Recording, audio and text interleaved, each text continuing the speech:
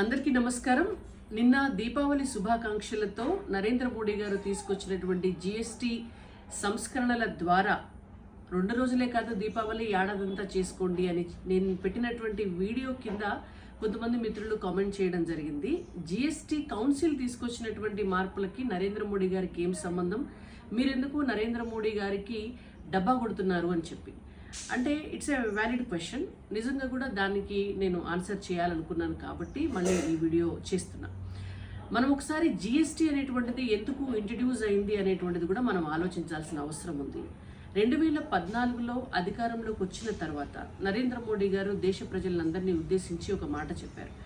భారతదేశానికి స్వతంత్రం వచ్చినప్పటి నుంచి ఇప్పటి వరకు కూడా ఇక్కడ ఉన్నటువంటి పన్ను విధానం అంతా కూడా అస్తవ్యస్తంగా ఉండడం జరిగింది. దేశ ప్రజలు అనేక రకాలుగా మనకు తెలియకుండానే మనం పరోక్షంగా రకరకాల పన్ను మీద పన్ను కూడా కట్టడం జరుగుతోంది.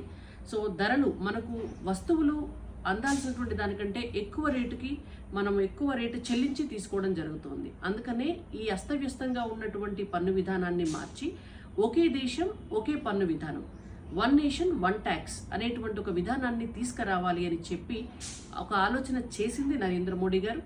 వారి ఆలోచనను కేంద్ర మంత్రివర్గం అంతా కూడా 2016లో ఆమోదించడం జరిగింది. కేంద్ర మంత్రివర్గం ఆమోదించిన తర్వాత పార్లమెంట్లో పెట్టడం జరిగింది.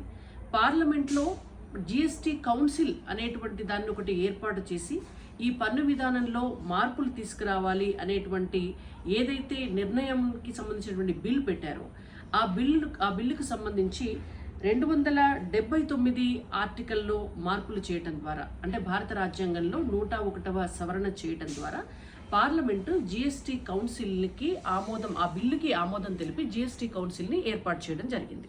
అయితే 2016లో ఏర్పడినటువంటి ఈ జిఎస్టి కౌన్సిల్ ఆ తర్వాత రకరకాల ప్రయత్నాలు, రకరకాల ప్రతిపాదనలు అన్నీ కూడా తీసుకొని కొంత స్టడీ చేసి 2017 జూలై 1వ తారీఖు నుంచి కొత్త పన్ను విధానాన్ని భారతదేశంలో ఇంట్రడ్యూస్ చేశారు.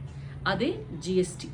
అప్పటిదాకా మనం ట్యాక్సులు రకరకాల పేర్లతో చెల్లిస్తూ వస్తున్నాం. ఇది కొత్త పేరు GST, goods and service tax. అయితే ఈ జిఎస్టిని ఇంట్రడ్యూస్ చేసిన తర్వాత దేశంలో దాదాపుగా 2017 నుంచి ఇవాళ 2025 వరకు ఈ 7-8 సంవత్సరాల ఆర్థిక సంవత్సరాల్లో భారతదేశ ఆర్థిక స్థితిగతి చాలా మెరుగుపడింది. 2014 కంటే ముందు, ఒక రకంగా చెప్పాలంటే జిఎస్టి కంటే ముందు భారతదేశం ప్రపంచ ఆర్థిక సంపత్తి స్థిరత్వం కలిగినటువంటి దేశాల లిస్టులో లేదు. ఉన్నా కూడా ఎక్కడో వెనకాల ఉంది. తుమ్మితే ఊసిపోయేటటువంటి ఆర్థిక పరిస్థితి మనకుండే. కానీ ఇప్పుడు మనం గర్వించదగ్గ విధంగా ప్రపంచంలోనే భారతదేశ ఆర్థిక వ్యవస్థ అనేటువంటిది చాలా మెరుగుపడి ఆర్థిక స్థిరత్వం కలిగినటువంటి దేశాల్లో 4వ దేశంగా మన భారతదేశం నిలిచి ఉండడం అనేటువంటిది మనం గర్వపడాల్సినటువంటి అంశం.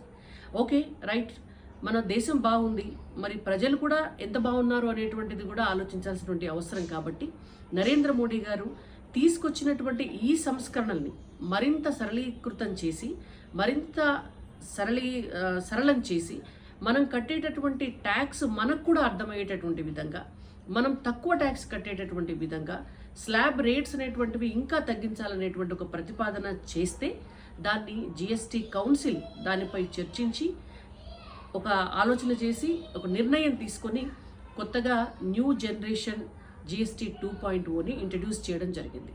అయితే మీరు అన్నట్టుగా నిజంగానే న్యూ జిఎస్టి 2.0 సంస్కరణల్లో అందరికీ భాగస్వామ్యం ఉంది.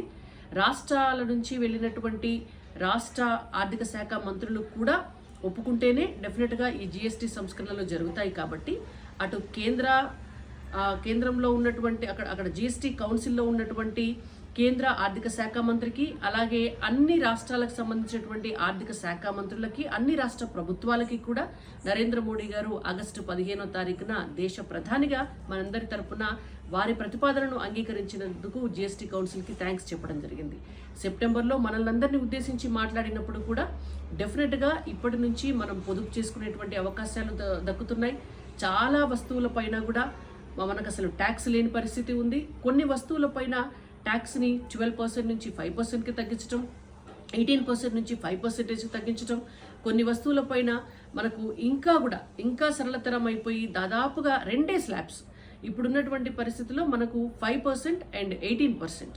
ఈ 2 స్లాబ్స్లోనే మనము పన్ను చెల్లించేంత సరళీకృతం చేసినందుకు నరేంద్ర మోడీ గారు మనందరం కూడా పొదుపును కంటిన్యూ చేసి ఈ దీపావళి నుంచి బచత్ ఉత్సవ్ను జరుపుకునే విధంగా మనల్ని కూడా విష్ చేయడం జరిగింది. అందుకనే ఇంత గొప్ప సంస్కరణలను తీసుకొచ్చినందుకు జిఎస్టీ కౌన్సిల్ అనేటువంటిది కాన్స్టిట్యూషనల్ బాడీ అయినా సరే, సో దీనికి సంబంధించి అడ్మినిస్ట్రేటివ్ డెసిషన్స్ అనేటువంటివి చాలా ముఖ్యం. రాష్ట్రాల ఆర్థిక శాఖ మంత్రులు కూడా రాష్ట్ర ముఖ్యమంత్రికి చెప్పకుండా, రాష్ట్ర క్యాబినెట్లో చర్చించకుండా జిఎస్టీ కౌన్సిల్ ప్రతిపాదనలకు ఒప్పుకోరు.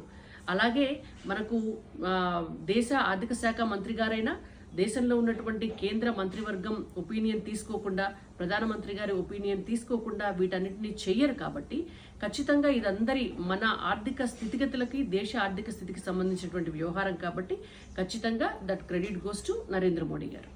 Thank you.